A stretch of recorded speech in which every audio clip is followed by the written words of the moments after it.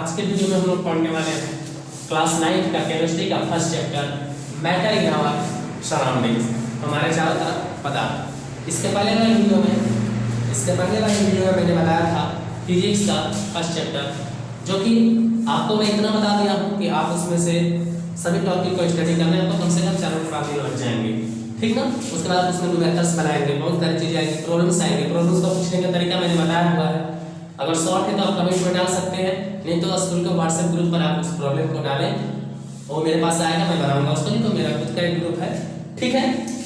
तो अब मैं आप लोगों को आज पढ़ाने वाला हूँ केमिस्ट्री का first chapter matter in our surrounding, ठीक है। सब्सक्राइब करना इस चैनल को ना भूलें, जरूर सब्सक्राइब करें, ठीक है, ताकि अगला वीडियो आपके पास पहुंच जाए और बेल आइकन को भी दबाएं। तो आज हम लोग स्टार्ट करने वाले हैं first chapter matter in our surrounding, हमारे चारों तरफ पदार्थ, ठीक है। तो बात आती है कि सबसे पहले मैटर है क्या, ठीक ना। सबसे पहली बात यही आती है कि मैटर क्या है, पदार्थ क्या है, व्हाट इज मैटर। हम लोग इसको पहले जानेंगे, उसके बाद इसके प्रॉपर्टी को, स्टेट ऑफ मैटर को, ठीक, difference between solid liquid and gas, इनके बीच में हम लोग डिफरेंस में जाएंगे। तो चलिए जानते हैं कि व्हाट इज मैटर। इस मैटर को पढ़ते हैं। देखिए किताब में ये लिखा हुआ है कि एनीथिंग व्हिच ऑक्युपाइज स्पेस और इज कॉल्ड मैटर। कोई भी वस्तु है, कोई भी वस्तु अगर वह स्थान घेरती है तो उसको हम पदार्थ बोलेंगे। जैसे आप टेबल ले लीजिए, वाटर ले लीजिए और एयर ले लीजिए, ठीक है। ये सॉलिड का एग्जांपल, ये लिक्विड का, ये गैस का। तो ये तीनों क्या है, स्थान घेरते हैं। ये भी स्थान घेरते हैं, ये भी स्थान घेरते हैं और ये भी स्थान घेरता है, ठीक ना। एयर भी ऑक्युपाई करता है स्पेस को। आप लोग पढ़े होंगे कि मतलब जूनियर क्लास में, इससे पिछली क्लास में आप पढ़े होंगे कि कोई एक्सपेरिमेंट पढ़ा होगा जिससे ये पता चलता है कि एयर स्पेस को ऑक्युपाई करता है। 6 में ये पढ़े होंगे, 7 में ये पढ़े होंगे, ठीक है। तो ये सब मैटर है। तो समझ आ गया, कोई भी चीज जो स्थान को घेरता है उसको हम बोलेंगे मैटर। अब बताते हैं कि मैटर क्या तब नहीं है, तब ऐसी कौन सी चीजें जो मैटर नहीं है।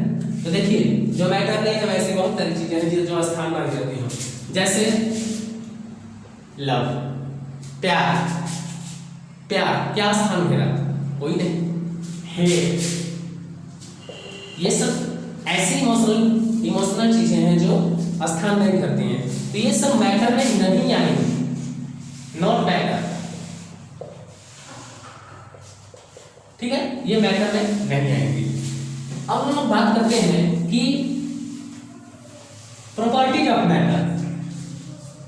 ये तो समझ लेंगे कि मैटर किसे बोलेंगे और कौन मैटर नहीं होगा, ये समझ जाएंगे। अब हम लोग पढ़ेंगे प्रॉपर्टीज ऑफ मैटर, उसके बाद ये पढ़ेंगे, ठीक है। थोड़ा सा मैं बताया था उसके बारे में। अगर आप मैटर जान गए तो मैटर के कितने स्टेट होते हैं उसको भी जान लीजिए। मैटर के आप अभी तक से 3 स्टेट के बारे में पढ़ते आए थे, ठीक है, 3 स्टेट्स, लेकिन यहां पर आप 5 स्टेट्स को पढ़िएगा, ठीक ना, इस बुक में। जैसे आप पढ़ थे सॉलिड, लिक्विड, गैस, लेकिन इसमें आपको पढ़ना है 2 और एक्स्ट्रा। उसका नाम है, मैं बता देता हूं, सॉलिड, लिक्विड, गैस 3 हो गया, प्लाज्मा चौथा, और 5वां होता है बोर्स आइंस्टीन कंडीशन, ठीक है।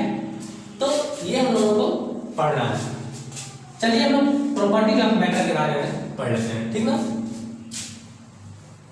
प्रॉपर्टी ऑफ मैटर क्या होता है,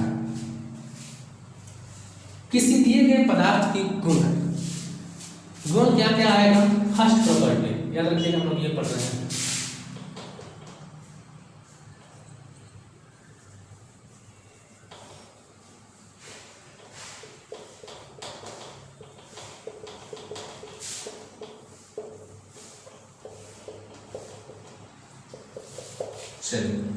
प्रॉपर्टीज ऑफ मैटर को पढ़ते हैं।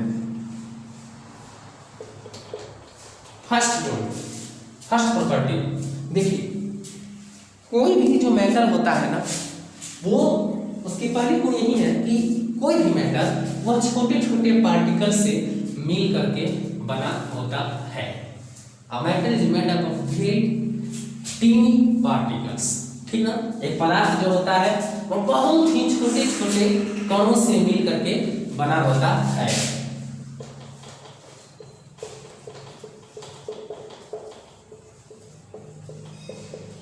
ये सब प्रॉपर्टी आपने याद रखनी होगी, बहुत काम आएगा। इसी प्रॉपर्टी को हम लोग पढ़ते चलेंगे। Matter is made up of very tiny particles, बहुत सूक्ष्म छोटे सूक्ष्म कणों से, ठीक है। पदार्थ होता है बस छोटे छोटे एकदम सूक्ष्म कणों से मिल करके बना होता है। ये फर्स्ट प्रॉपर्टी में आएगा।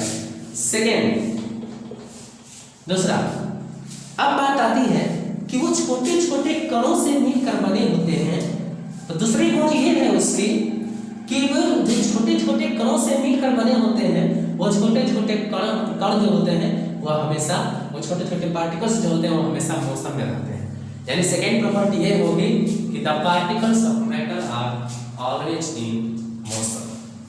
पार्टिकल्स जो होते हैं किसी पदार्थ के, किसी मैटर के जो पार्टिकल्स होते हैं, छोटे छोटे जो कण होते हैं जिससे मिलकर मैटर बना होता है, वो कण हमेशा घूमते रहते हैं। ब्रोनियन मोशन से कहा जाता है, ठीक है। वो सब चीजें बताई जाएंगी। तो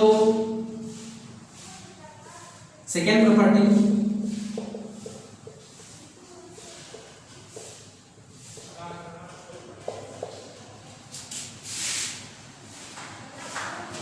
particles of matter are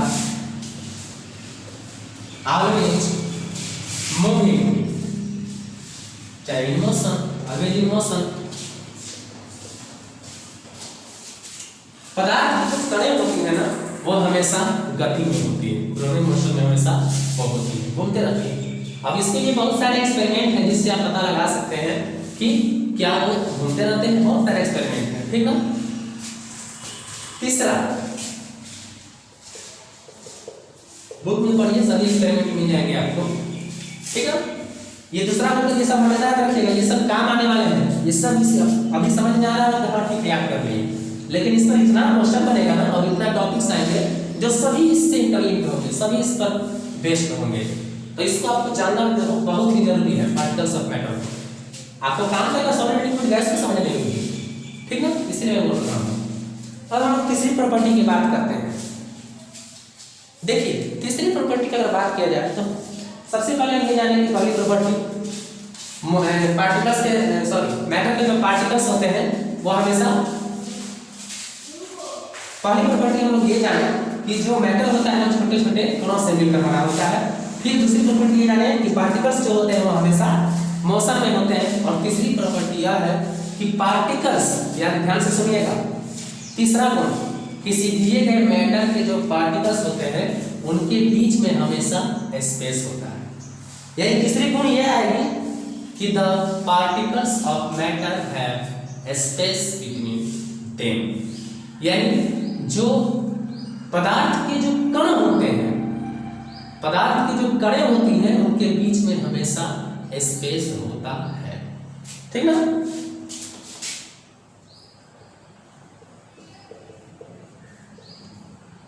Particles of matter have space between them.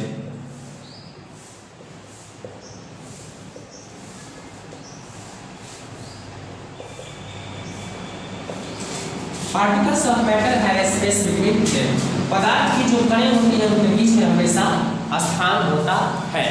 इसका एक्सपेरिमेंट करने के लिए आप देख सकते हैं, एक गिलास पानी को लीजिए, ठीक है, इस प्रकार से इसको पूरी तरह से भर दीजिए, ठीक ना, पानी से, वाटर पूरी तरह से भर दीजिए। अगर पूरी तरह से नहीं भरते हैं तो उसका लेवल याद रखिए कि हाँ यहाँ तक मेरा पानी भरा हुआ है, ठीक है। अब क्या कीजिए, इसमें से ऐड कीजिए शुगर को,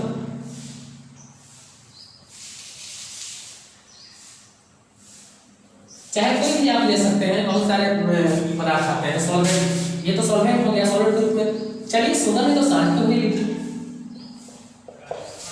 सॉल्ट कर लेते हैं, ठीक है।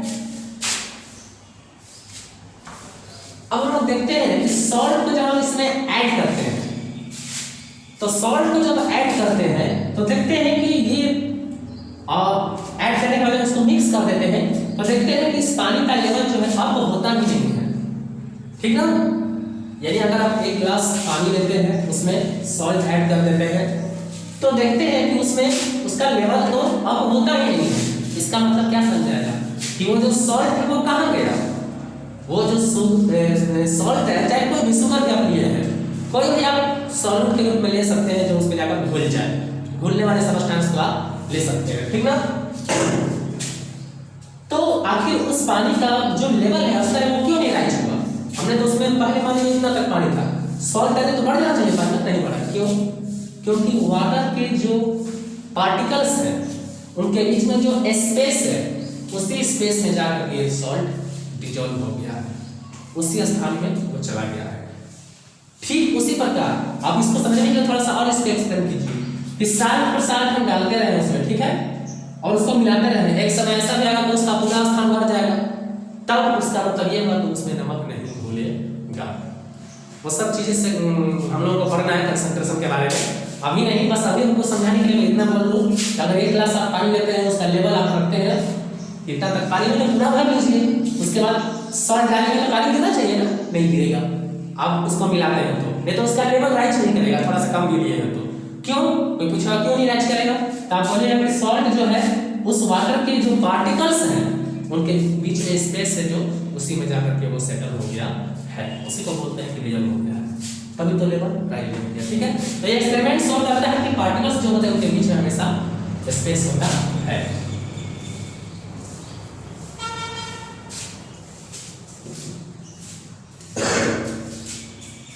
चौथा प्रॉपर्टी हम लोग पढ़ते हैं, सुनिएगा ध्यान से।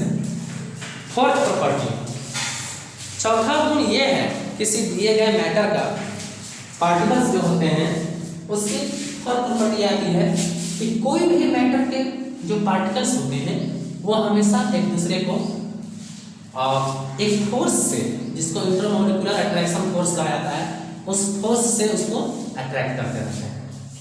कोई भी दिया गया मैटर है उसके पार्टिकल जो है एक दूसरे को हमेशा इंटरमोलिकुलर अट्रैक्शन फोर्स, अंतर आणविक आकर्षण बल से वो क्या करते रहते हैं, उसको आकर्षित करते रहते हैं। यानी पार्टिकल्स ऑफ मैटर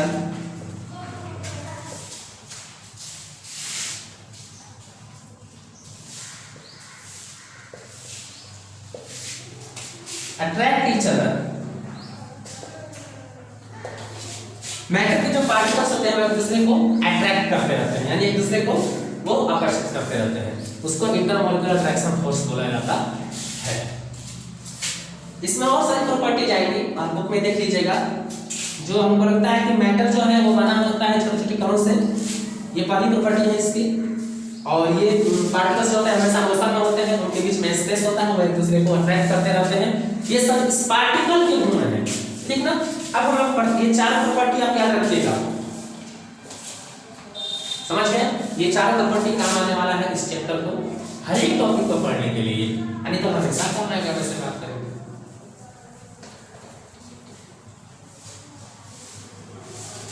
तो अभी हम सॉलिड लिक्विड गैस के बारे में पढ़ेंगे, प्लाज्मा और बोस एंड कांस्टेंट के बारे में, कंडेंसेट के बारे में हम लोग क्लास में पढ़ेंगे, ये लास्ट में पढ़ना है, ठीक है। प्लाज्मा जो होता है वेरी हाई टेम्परेचर पर, और बोस एंड कांस्टेंट जो होता है वो वेरी लो टेम्परेचर पर, तो उसको इस स्टेट दोनों स्टेट हम लोग लास्ट में पढ़ेंगे। अभी हम लोग पढ़ते हैं differences between solid liquid and gas, यानी सॉलिड लिक्विड और गैस के बीच में अंतर क्या होगा उसको हमें पढ़ना है। देखिए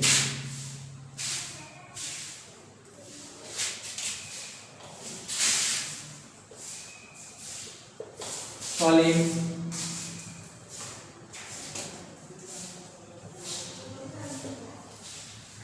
लिक्विड याद कर लीजिएगा इसको, और ये गैस, इन तीनों को हमको, तीनों के बीच हमको डिफरेंस पढ़ना है, क्या क्या इनके बीच में अंतर है। चलिए स्टार्ट करते हैं। देखिए सॉलिड लिक्विड और गैस, इन तीनों में पहला अंतर आप लोग अपने से बताइए, पढ़े होंगे, बताएंगे कैसे? तो रिकॉर्डेड चल रहा है, ठीक है। तो सॉलिड की प्रॉपर्टी से हम इसका लेते हैं डिफरेंस तीनों का, कि ये जो होता है इसकी डेंसिटी हाई होती है, इसकी डेंसिटी इससे कम और इसकी डेंसिटी सबसे कम। सबसे कम का मतलब इन तीनों में, ठीक ना। इसकी डेंसिटी हाई होती है, इसकी डेंसिटी इससे थोड़ा सा कम होता है, लोअर होता है, इसका लोएस्ट होता है इन तीनों में, ठीक ना।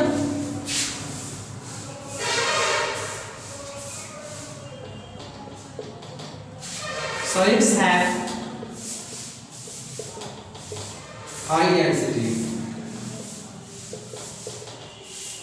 ठीक ना। इसके पास लो डेंसिटी होता है,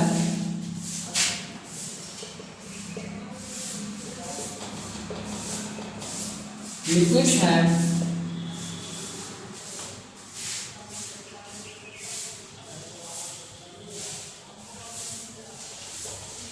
lower density, लो बोल सकते हैं, लो डेंसिटी। ये सब फर्स्ट में है लिक्विड का। गैस का फर्स्ट हम लोग पढ़ेंगे तो क्या बोलेंगे इसमें, गैस की डेंसिटी जो होती है कम होती है,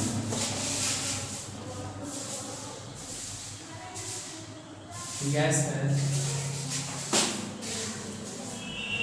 also low density,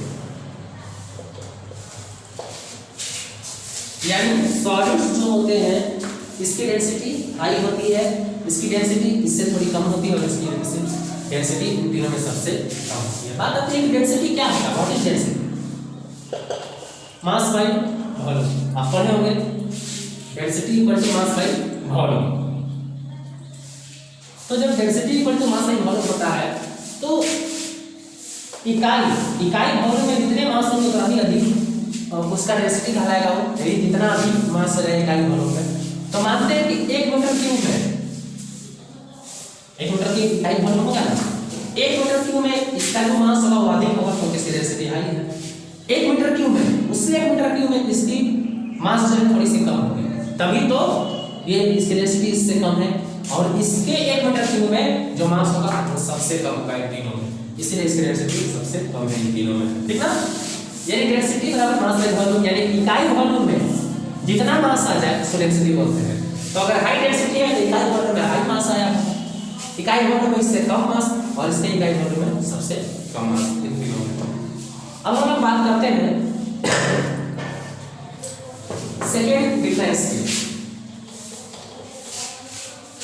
देखिए इसकी डेंसिटी हाई होने के कारण इसकी मेल्टिंग पॉइंट और बॉइलिंग पॉइंट भी हाई होती है, ठीक ना। डेंसिटी हाई है तो मेल्टिंग और बॉइलिंग पॉइंट भी इसका हाई होगा।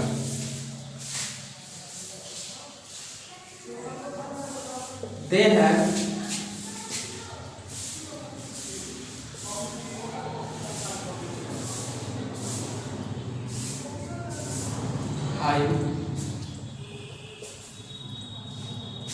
high melting and boiling point, इनकी मेल्टिंग और बॉइलिंग पॉइंट हाई होती है, ठीक है। इसकी वही कंपेरिजन करना है, जब इसकी हाई होगी तो इसकी थोड़ा सा कम होगा इससे, और इसका इन दोनों से कम होगा मेल्टिंग और बॉइलिंग पॉइंट, ठीक है।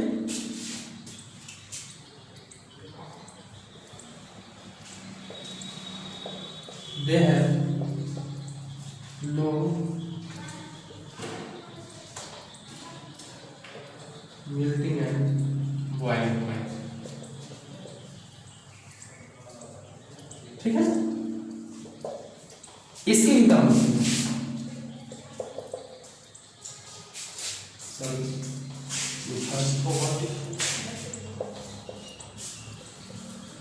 they have also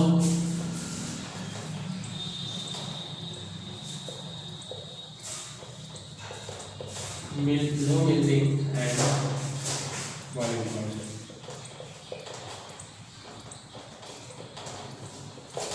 यानी इनकी मेल्टिंग पॉइंट और बॉइलिंग पॉइंट लो होती है।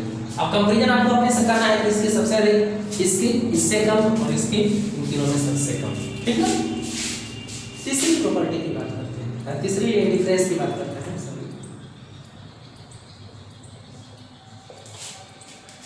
सोचिए, सॉलिड लिक्विड गैस, तीसरा डिफरेंस पता है कि सॉलिड के डेंसिटी जो है हाई है, लिक्विड की डेंसिटी उससे कम है और गैस की डेंसिटी इन तीनों में सबसे कम है। इसका मतलब क्या? कि इसका मतलब सॉलिड के जो पार्टिकल्स होंगे 1 मीटर क्यूब में, याद रखिएगा 1 मीटर क्यूब वॉल्यूम में सॉलिड के पार्टिकल्स अधिक है, इसके पार्टिकल्स सबसे कम है और इसके पार्टिकल्स इन तीनों में सबसे कम है। तो इसका मतलब कि ये जो है इसके पार्टिकल्स क्लोज होते हैं एक दूसरे के, यानी क्लोज का मतलब याद कीजिए प्रॉपर्टी को, पार्टिकल्स के क्लोज का मतलब क्या? उनके बीच का स्पेस कम होगा, यानी सॉलिड के जो पार्टिकल्स होते हैं उनके बीच में स्पेस सबसे कम होता है। स्पेस कम होगा तभी तो हम कहेंगे कि इसकी डेंसिटी हाई है। जैसे एग्जांपल ले लीजिए, मैं आप लोगों को एग्जांपल समझा देता हूँ। ये सॉलिड, लिक्विड और ये गैस। अब क्या कीजिएगा, यहाँ पर सॉलिड के देखिए पार्टिकल्स कैसे होते हैं। मान लिया कि ये 1 मीटर क्यूब है, मान लिया 3D तो आप बनाएंगे नहीं यहाँ पर। 1 मीटर क्यूब ये है, 1 मीटर क्यूब ये है और 1 मीटर मान, ठीक है, ऐसा मान लिया गया है। ये तो 3D बनाना पड़ता मीटर क्यूब के लिए। तो आप देखिए, मान लिया कि 1 मीटर क्यूब गैस के पार्टिकल इतने हैं,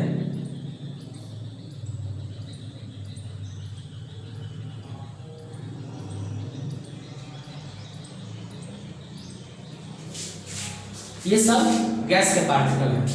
तो गैस के पार्टिकल के बीच में तो स्पेस वैसे ही अधिक होगा क्योंकि इसकी डेंसिटी कम होती है, इतने पार्टिकल्स हैं, ठीक ना। अब लिक्विड में इतने पार्टिकल्स को रखना है, तो लिक्विड की डेंसिटी हमको पता है कि इससे ये सबसे हाई डेंसिटी का होता है, ये सबसे हाई डेंसिटी का, ये इससे कम और ये इससे कम। तो पार्टिकल्स जो होंगे इसमें सबसे क्लोज होंगे, यानी इतने पार्टिकल्स को, गैस के पार्टिकल्स हैं तो गैस के पार्टिकल्स जो एक दूसरे के बहुत दूर होंगे, ये एकदम क्लोज होंगे। क्यों? क्योंकि इनकी डेंसिटी हाई है। डेंसिटी हाई का मतलब कि इकाई मीटर क्यूब में सबसे अधिक पार्टिकल्स तो इसी में आएंगे, इकाई मीटर क्यूब में इसमें थोड़ा सा कम और उसमें सबसे कम। तो इसके पार्टिकल्स ऐसे होते हैं,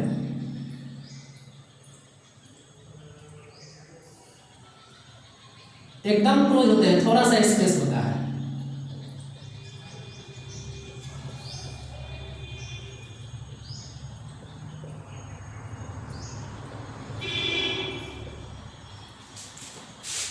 ये लिक्विड की बात करें तो थोड़ा इससे दूर दूर होंगे, हल्का सा दूर दूर होंगे इसके पार्टिकल्स।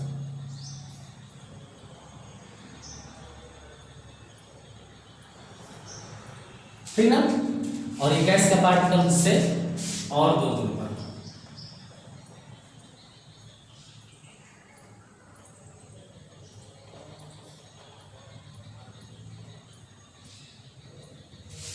ठीक है, ऐसे। तो आपको इसको समझना होगा, सॉलिड के पार्टिकल एक दूसरे से एकदम क्लोज होते हैं क्योंकि उनको अधिक से अधिक पार्टिकल्स रखेंगे तभी तो उसकी डेंसिटी हाई होगी।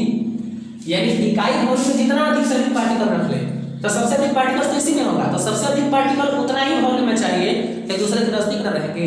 आप कल्पना कीजिए कि छोटा सा रूम है, उसमें 4 आदमी अच्छे से रहते हैं, 10 आदमी को रहना है तो एक दूसरे से क्लोजनेस बढ़ जाएगी ना। पहले 4 आदमी थे तो अलग अलग मतलब थोड़ा दूर पर हो जाएंगे, लेकिन अगर उसमें 10 आदमी को डाल दिया जाए तो वो एक दूसरे में क्लोज आ जाएंगे। ठीक वही बात है, इस सबकी वॉल्यूम तो फिक्स है 1 मीटर क्यूब, लेकिन इसमें पार्टिकल्स की मात्रा अधिक है तो अधिक होने के कारण एक दूसरे के क्लोज होंगे। इसमें थोड़ा सा कम होगा तभी इसकी डेंसिटी कम हुई थी। इसमें थोड़ा सा मास मतलब पार्टिकल्स कुछ मास होती है तो वो थोड़ी सी कम है, यानी इसमें थोड़ा सा पार्टिकल इसमें कम है तो कम है तो हल्का दूर दूर पर होंगे, इसमें सबसे कम तो इसमें और दूर पर। यानी कहने का मतलब ये है कि सॉलिड डेंसिटी हाई होती है मतलब इसमें इकाई मीटर क्यूब में मास अधिक है। मास अधिक है मतलब पार्टिकल्स एक दूसरे के बहुत क्लोज होंगे, इसमें इससे कम है तो पार्टिकल एक दूसरे से थोड़ा सा दूर होंगे और इसमें सबसे ज्यादा दूर होंगे इन तीनों में। यानी कहने का मतलब कि the particles of solid have low space between them. Solid के जो पार्टिकल्स होते हैं उनके बीच का जो स्पेस होता है बहुत कम होता है,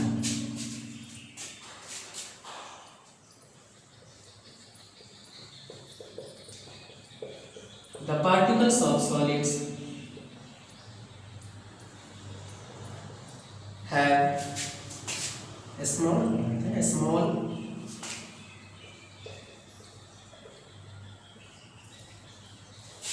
small space between,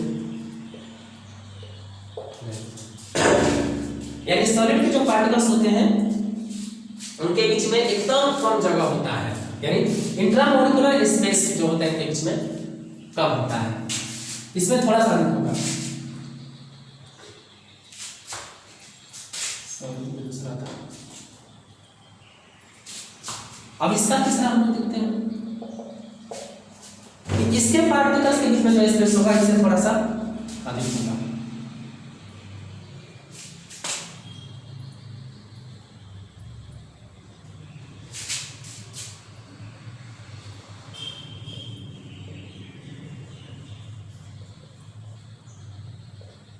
The intramolecular space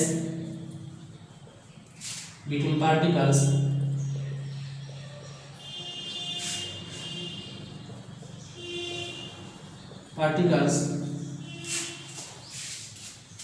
the intramolecular space between particles is greater than solid.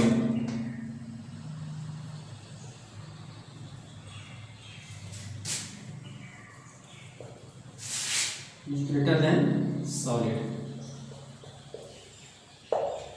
यानी इसमें जो पार्टिकल्स होते हैं उनके बीच में जो इंट्रामोलिकुलर स्पेस होता है वो क्या होता है, सॉलिड से थोड़ा सा अधिक होता है, गैस में और अधिक होगा।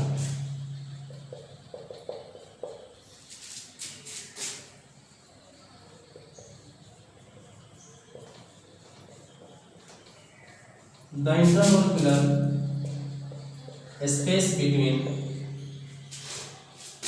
particles, gas the particles, the intramolecular space between particles is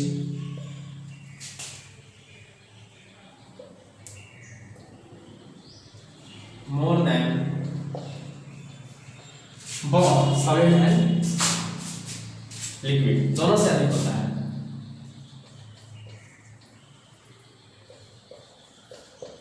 solid and liquid,